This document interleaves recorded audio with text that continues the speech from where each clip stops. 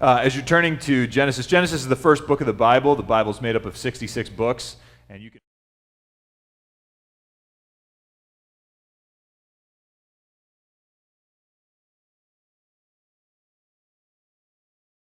21. Now, I'll point out to you some things that we passed over.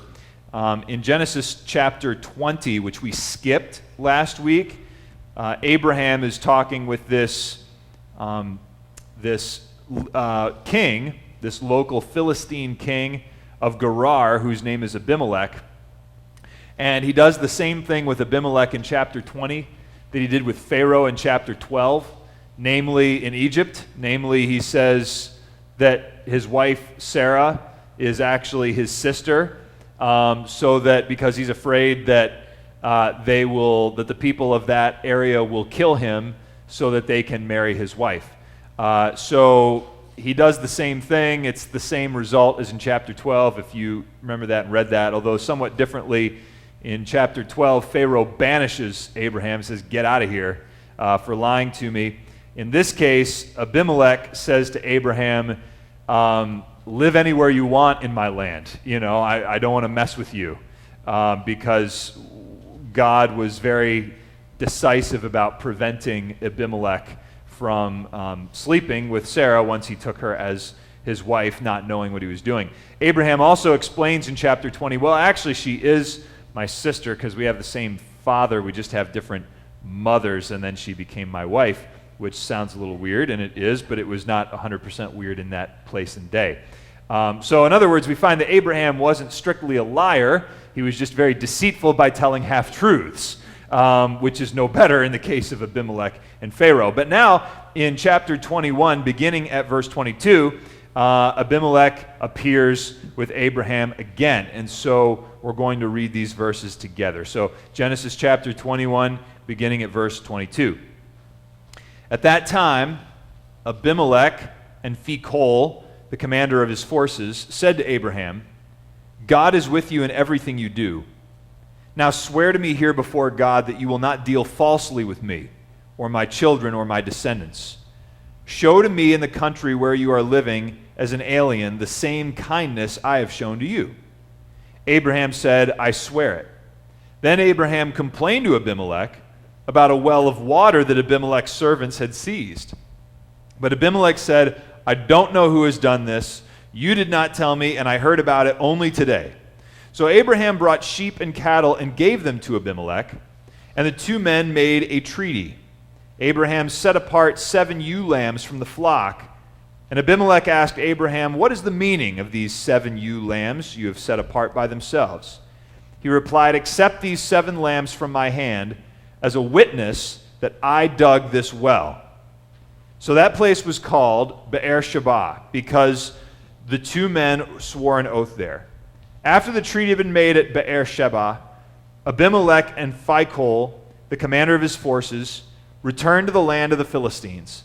Abraham planted a tamarisk tree in Beer-sheba, and there he called upon the name of the Lord, the eternal God. And Abraham stayed in the land of the Philistines for a long time. I'm not going to talk too much really today about the relationship between Abraham and Abimelech in either chapter 20 or in chapter 21, although there's things that could be said. Instead, what I want to focus on today is to use this and use one verse of what we just read as an opportunity to look back on some things that we've already seen that illustrate something that I think is so very, very important for us, so very important for our place and day in which we live, and the people that we meet and come in contact with. It's something I've said many times over the years, and I keep coming back to it over and over again because I think it's so absolutely essential, and that is that God reveals himself. That God reveals himself. And that our knowledge of God is not based on our own speculation, nor is it based on our opinions, nor is it based on our reasoning, nor is it based on simply the accumulation of years of people saying the same thing, although if they've said the same thing because there's a root in God's revelation, then it has value. No, the reason that we say what we say about God, the reason that we believe what we believe about God, the reason that we do what we do because of God is because God reveals himself. I'm saying this because of this verse close to the end of Genesis chapter 21 in verse 33, where it says that Abraham planted a tamarisk tree, which there are different kinds of tamarisks, and they're all like evergreen bushes. And this particular kind of tamarisk that was most likely the one planted by Abraham in the Middle East was a very, very large bush. It could get like wider than it was tall, but it could get like 18 feet tall, this really big, humongous evergreen bush. He planted one in Beersheba, and there he called upon the name of the Lord, the eternal God. And I want to talk about why Abraham knew or called on the name of the Lord as the eternal God, and link this to other times that Abraham gave God a name or saw a name that God had earlier in the book of Genesis of what we've already seen. And to understand this a little bit more, to see the significance of this, I want to talk with you folks a little bit about religion in general, or how people, scholars, philosophers have thought that religion has come to be. There was a movement that, a philosophical movement or intellectual movement that began in the late 1800s as philosophers were defining what is religion and where did it come from, that was very much linked to the theory of evolution, which was becoming very popular might not be the right word, but very influential, let's put it that way, among intellectuals at that time. And because the theory of evolution as far as the development of biological life was becoming more and more popular, it was also becoming a very popular way of understanding all kinds of things. In other words, the idea that there's such a thing as progress, the idea that as time goes on, that things get better and better and better and better and better. And so there were people who studied religion and proposed the theory that religion at its heart, as human beings had evolved from lesser life, and that was the idea, it was lesser life, right? So there were things that were not as good as human beings, but then eventually human beings evolved out of those things, out of other primates and so forth, that as you're going through the evolution of primates until you finally get to prehistoric man, and then to Homo sapiens, that then at some point religion had to evolve there. Because we know that monkeys aren't religious, at least we have no evidence that monkeys are religious. So if we came from monkeys and monkeys aren't religious but humans are religious, then at some point religion had to evolve along the course of this. And so the theory went that what originally evolved or initially evolved is that human beings began to assign sacred value to the things around them, to this rock or that tree or that stream of water. And they would say that there was something sacred about it, special about it, and there was some supernatural force that was with it. And then what evolved beyond that was mysticism, the idea that there were some people who were specially blessed, shamans and so forth, who could communicate with the spirit world that was kind of operating through and on the other sides of all of these forces of nature. And then the theory went that evolved into polytheism, that there were multiple gods. There was this God that managed this part of the natural world and this God that managed that part of the natural world, the God of the sky and the God of the sun and the God of the moon and the God of the earth and the God of grain and the God of water and the ocean and all these different kinds of things. And then that evolved into monotheism, thank you Israelites, and evolved into monotheism so that now we say, no, it's not multiple gods, now it's just one God that's true.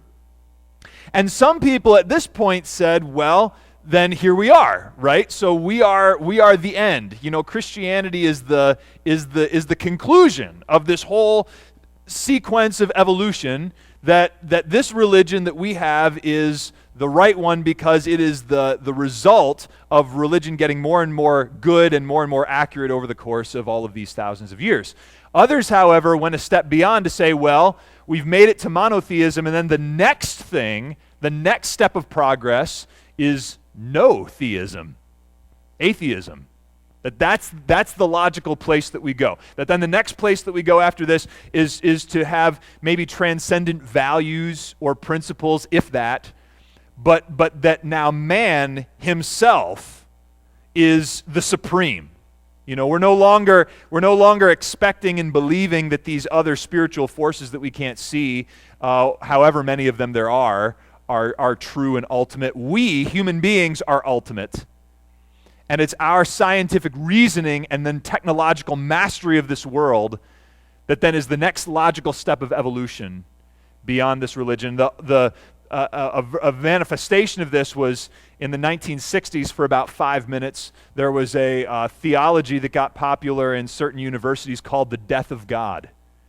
And the idea was that, well, we finally made to this point that we don't need God anymore, so therefore God does not exist. There were theologians who were actually saying this. Didn't last very long. But the influence of it continues in many ways.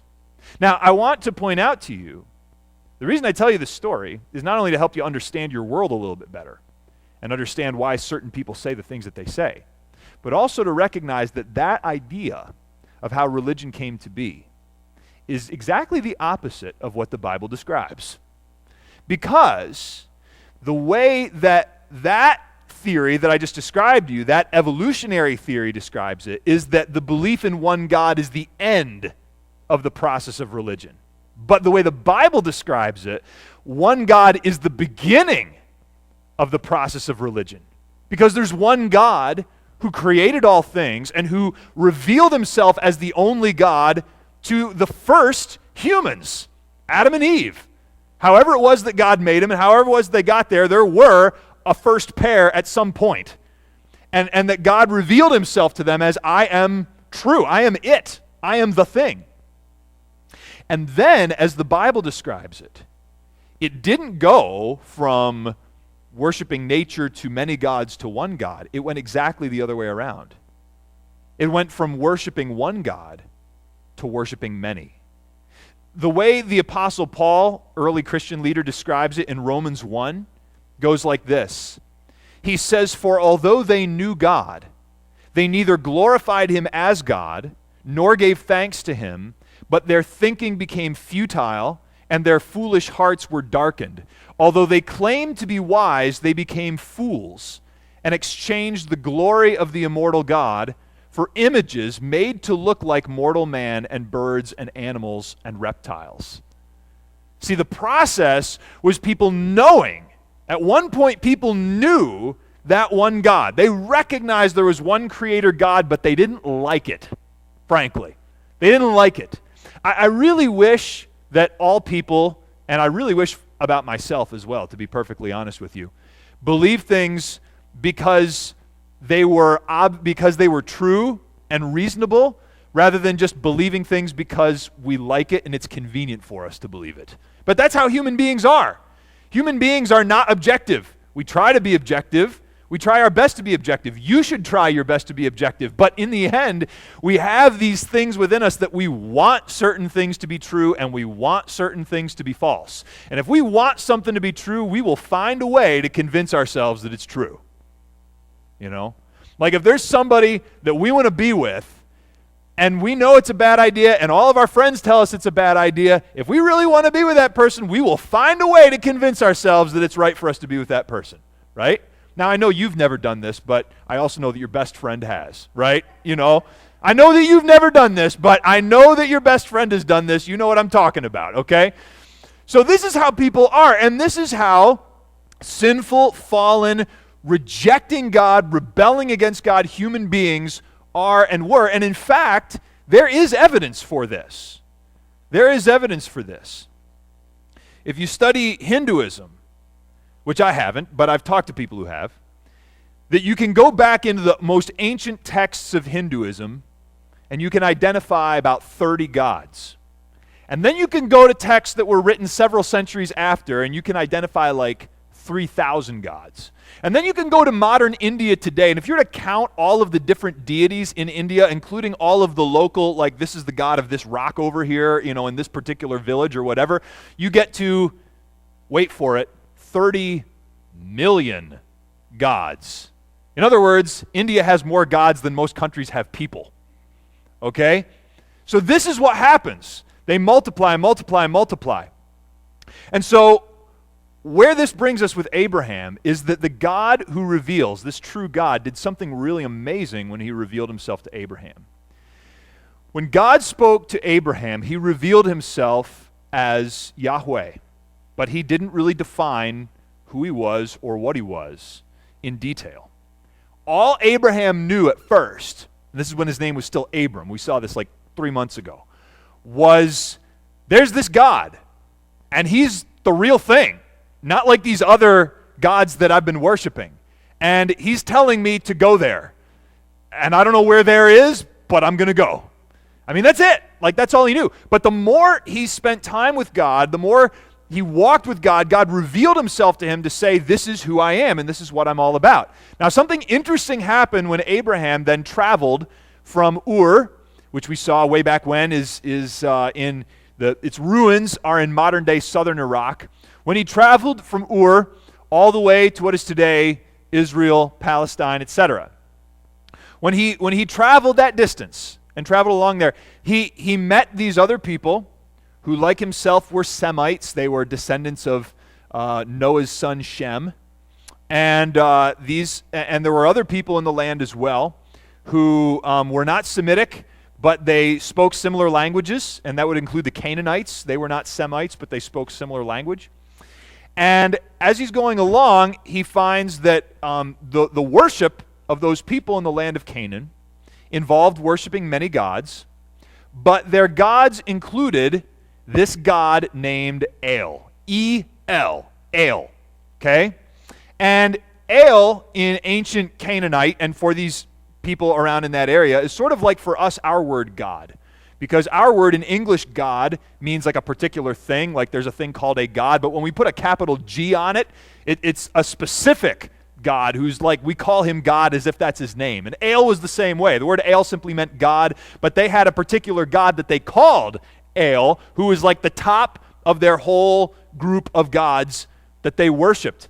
And the process that we see with that religion, and also we see it with other religions like the Greeks and so on and other places in the world, is that El was originally the real God. I mean, like, that was him. Like, they worshiped the real God, but then over time they made that real God, the creator, look more and more like a really powerful human being. So that god El then gets a wife, a goddess named Asherah. And then those two gods have kids. And those are all different gods with different names that are the gods of these different places and so on and so forth.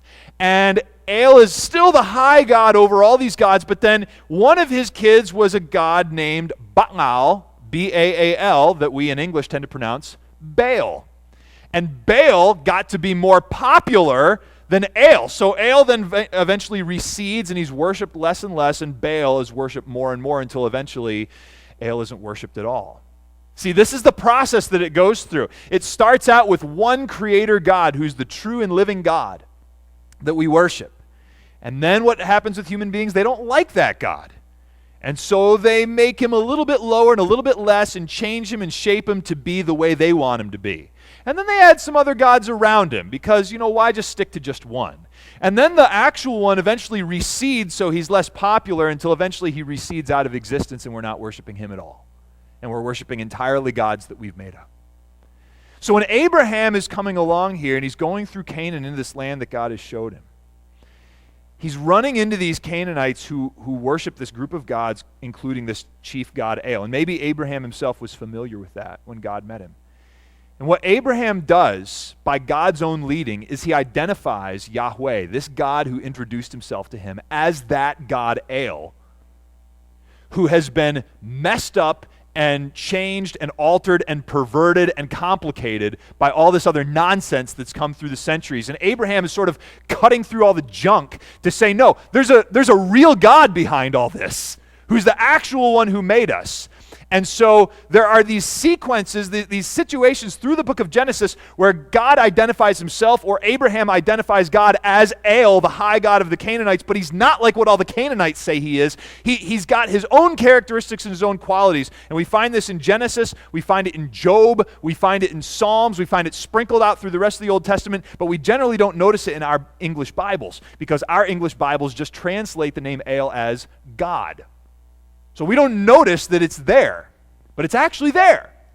Most of the time we find the word God in our Bibles in the Old Testament. It's for this Hebrew word Elohim, which is far more common. But sometimes it's this word El. But whenever the word El, the name El shows up, this is the interesting thing. It's never alone. It's never alone. It always has these other words next to it that are defining who this God is. Because Abraham is saying, no, this God that you guys have all messed up, there's a God that's real, that's kind of at the bottom before you guys messed up this whole thing. And that's who this God is who's met me.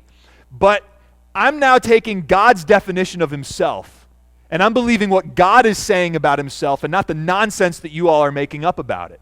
And the reason I'm telling you this today is it's so important because what people think in our world is they think that the things that we say about God are just stuff that we've made up, or stuff that somebody else made up that we found believable. You know, like, well, that might be your opinion about God, but what I think that God is like is this, you know, or that might be God for you, but God for me is that, or that might be your truth, but this is my truth, right? And these are the kinds of things that people say. These are the kinds of things that you hear, but that's not what we say.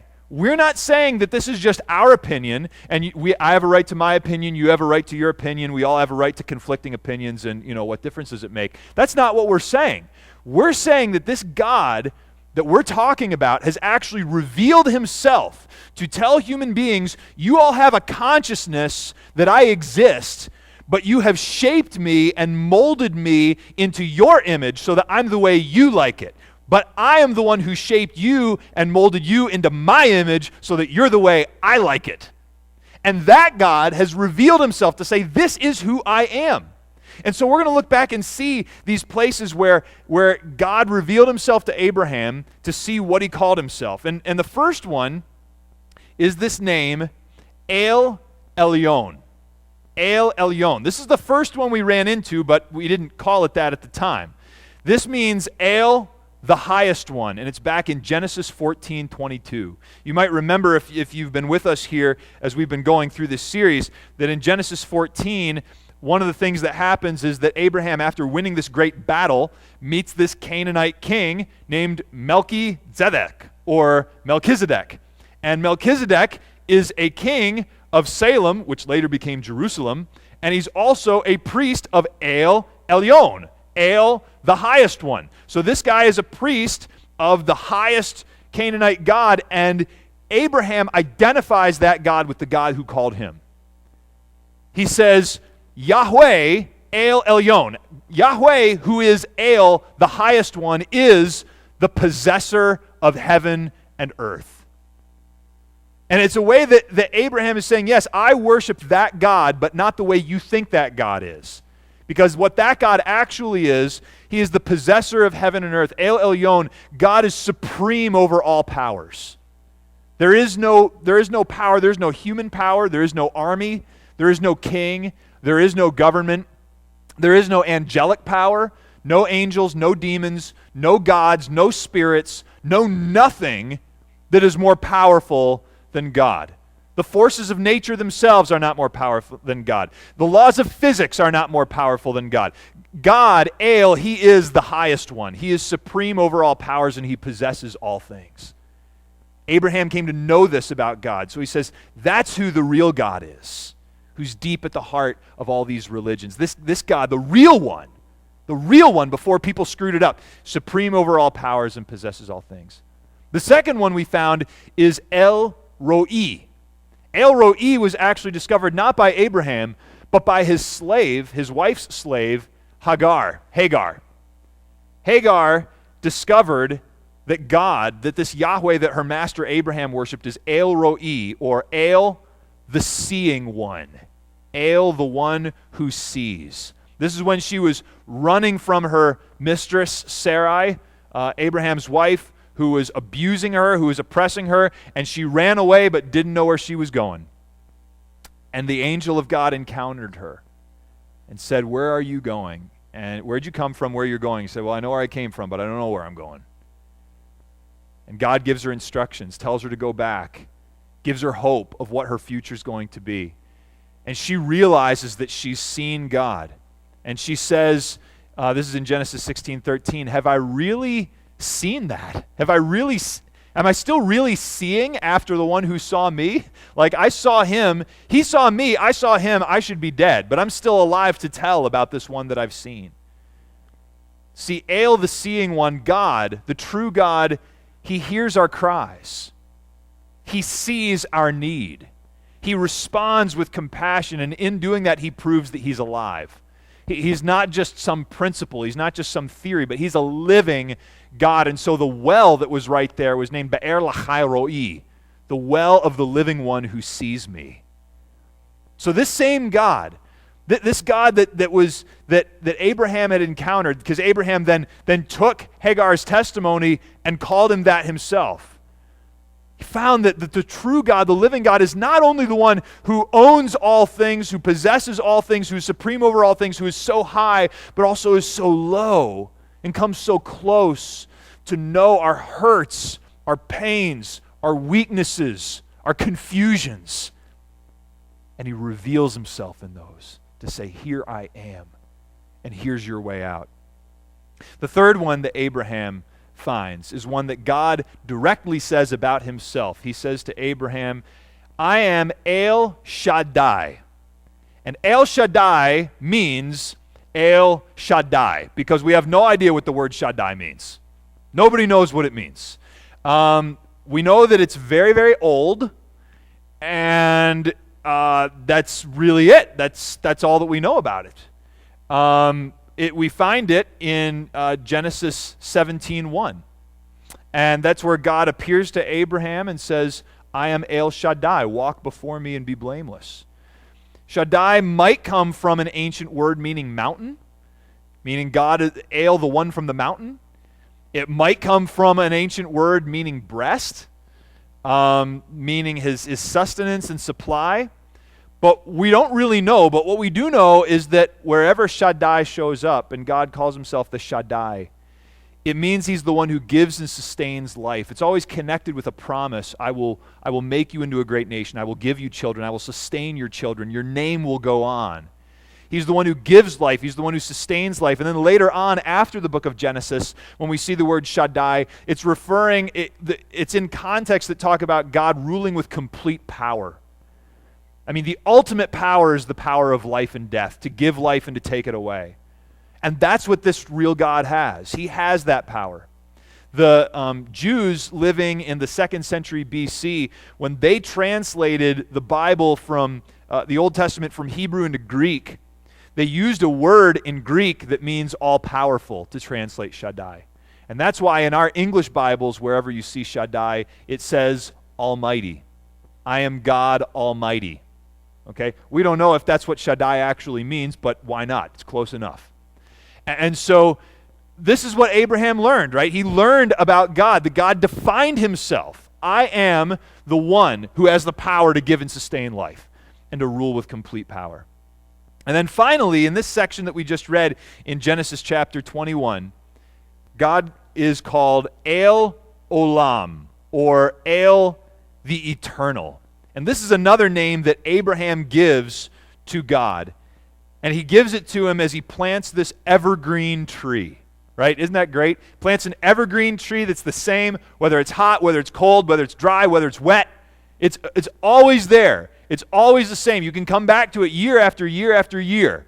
And there it is. And it's interesting that Abraham calls God El Olam when he plants a tree. You might think that he might, set up a rock or something, because rocks are really old and they go for a long time. But maybe Abraham's point was that God is the eternal God, the eternal El. He's not just like an inert, inanimate object, but he's actually a living, eternally living thing. He's always alive. He's always there. He exists before anything else. He's not like the gods of the nations. He's not like what the Canaanites probably thought about El in their own conception, which was there was stuff, there was a universe, there was kind of a mess and chaos, and then El emerged out of that. So in other words, there was stuff first, and then God came later. No, that's not what it is. God came first, stuff came later. God came first and created out of nothing. He never fades away. He never retires. He never gives way to a more popular God that comes along later on. He is always faithful. He is always there from the beginning to the end and beyond. So Abraham learned these things about God, and he expressed these things about God. He learned and he expressed, he explained that God, that this God who met him was, on the one hand, accessible to other people. That other people had a deep cultural memory that God was real and really existed. But because people had obscured it so much, Abraham needed to go back to the source of God himself to find out who this God really is. That this God isn't the husband of Asherah, isn't the father of Baal, isn't like some really rich ancient Near Eastern guy in the clouds. No, he's something else. He's something beyond, and that God reveals himself to say, this is who I am. And Abraham came to know him through visions. He came to know him through a vision by somebody else, his slave, who told him about that vision. He came to know him by experience as he was doing things. He was walking with God, doing what God said, and then learning from doing what God said who God is. He was learning. He was learning all the way along that the real God, the ultimate God, is the possessor of heaven and earth. He's the highest one, the name above every name. That he is the one who sees and knows and hears and cares. He's the one with the power to give life and the one with power over all things. And he's the one who is before all things, and by him all things were created. These were things that he learned. And there's more. We could continue on through the whole Old Testament and find all these other times that El shows up, and there are particular names given to him. Moses, when he went up onto the mountain and he saw God in his glory, God said his name, I am Yahweh, Yahweh, El, the compassionate and gracious. So another name, right? Another set of adjectives, another set of attributes. That this is who I am, God says. This is who I am. And the whole Bible is full of this is who I am, this is who I am. The Bible is not primarily an instruction book, though it is. It's not primarily history, though it is. It's primarily the self-revelation of God. It's primarily where God says, let me reintroduce myself to you, since you didn't like what I was and you made up your own idea of who I am. Let me tell you what I am. I think it's so interesting that with Abraham, as we look at all of those different things, that all of those names, all of those ideas that he had of this is who the real God is, he stated those and linked those with some physical action that somehow was connected with it or represented by it. So when he identifies this God, Yahweh, as El Elyon, the highest one, he does that in the course of giving 10% of what he had won in battle to the priests of that God. And so that was an action that he took. It was a physical action of, here, you take this. Your God owns everything, and he's my God too. He owns everything, and so I'm going to take this and give back. And this is what we do, just as Dave was praying, when we give our tithes and offerings. I mean, when we give our 10%, just as Abraham gives his 10% of what we get, it's a way of making a statement, God, you're the possessor of heaven and earth. It's an action that we take that is confessing what we believe about God. That's why we do it. We don't do it primarily to fund the church. We do it primarily to confess what we believe about God. And then the second thing, then, when Hagar sees God as El who sees, the seeing one, there's a well that happens to be there, and that well gets a name. So that from that point forward, whenever you would go to that well, whenever anybody would go to that well to get water, they would remember that in this physical location, where there's sustenance that can keep our lives going in this water, we remember that God is a living one who sees. And then when God reveals himself to Abraham as El Shaddai, the Shaddai, He also then tells Abraham, circumcise all of the males of your household. So that every time then that there would be a newborn infant, male, 8 days old, and would be circumcised to show that he was connected with this covenant, this relationship between God and Abraham, it was a reminder. It was a physical action that was a reminder that God is the giver of life. God is the giver of life who brought this new child into existence. And whenever Abraham would sit by that tamarisk tree to keep out the hot east wind, sit in its shade to get some cool in the hot desert area, he would remember looking at that tree, and all of the generations to come looking at that tree, that shrub, that bush, would know that God was the eternal God who's always there and who's forever.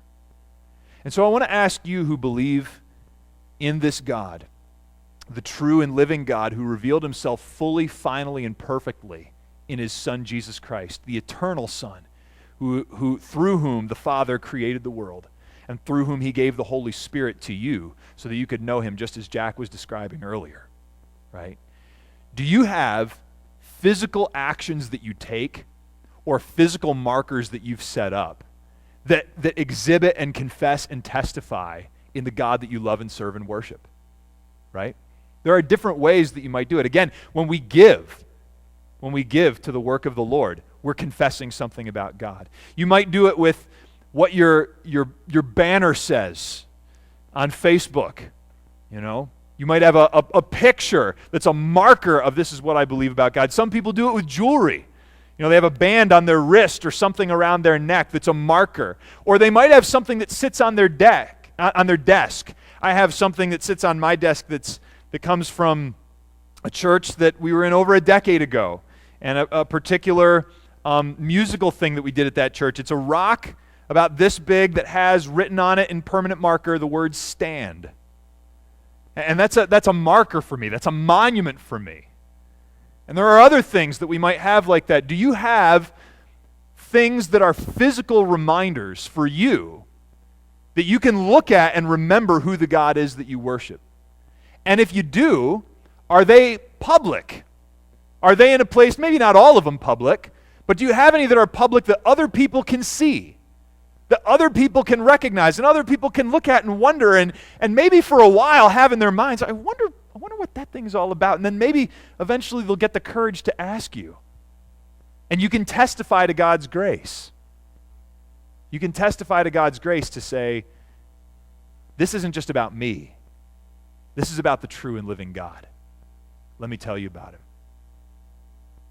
Maybe this God himself is a mystery to you. You have been operating, you have been floating on your own opinions. Yet the things that you think about God are the things that you've come up with or think you've come up with. And that you take what you like and you reject what you don't. But your concept of God has come from you, and it hasn't come from him. I challenge you today to test something out. To allow this book to define who God is for you for 30 days. Take this book, read it every day, some portion of it for 30 days. Start in Genesis, or start in John, or start in Matthew. Start in Psalms. There are several different places that you could start that would be good books to start with. Take this and allow it to define who God is for you for 30 days. And for 30 days, just as an experiment, just as pretend, act as if it's true. See what the result is 30 days later. I would like to know. I would like to know. In your bulletin that you received when you came in, and if you didn't, then you can find a card like this that's in that bulletin lodged in the seat in front of you. I want you to take this card and fold it in half along the perforation. And on one side, it says First Baptist Church. Tear it in half. Take that one side that says First Baptist Church. On the flip side, it gives you some options of what you might do. One of them says that the way for you to trust and obey as Jesus Christ lives through you today is to tell a not yet disciple how God has intervened in your life. And that's what I mean by doing something public that indicates to somebody, this is how God has intervened in my life. But then you also have to take some words and put it with that thing so that the person knows what it means. That might be the box that you check. There might be another box that you check. Take this and consider, what does God want you to do with his word today? Check a box and use that as your commitment to the Lord. Slide that in your pocket, keep that in your purse, put that in a place you can find it at home and see it to remind yourself of the commitment you've made to him this week. On the other side, please take the other side of the card, and if you please put your name on that and let us know that you're here. And any contact information you'd be willing to share with us, that's very helpful for me to get a hold of you, for me to interact with you, and for us to keep you informed about things that are going on. And on the reverse side, it's a great way, a great place to communicate to me something that is your response today, and so that you and I can keep a dialogue going. You can check a box there or write something in, and you can just leave that there in your seat. It'll be picked up discreetly afterwards, or you can hand it to me when we're through. While you're doing this, Kelly's going to play a song, and when you're done in that time of commitment to the Lord, then you can sing along as we consider this God who's revealed himself to you and to me.